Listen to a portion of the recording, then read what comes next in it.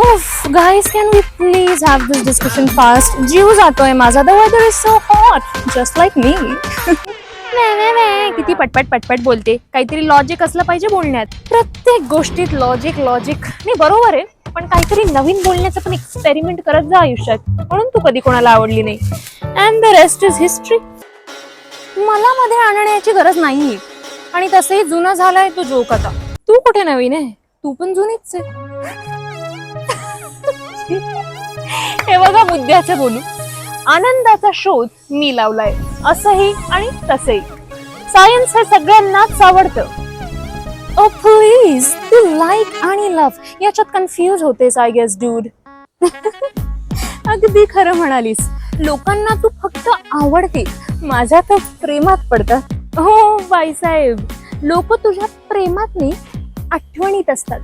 प्रेम तू लोक माझ्यावर करतात. नाही मान्य आहे की तू माझी बहीण आहे, पण तुझं हे स्टेटमेंट ना पॅरलल युनिव्हर्स मध्ये सुद्धा कोणी एक्सेप्ट करणार नाहीये.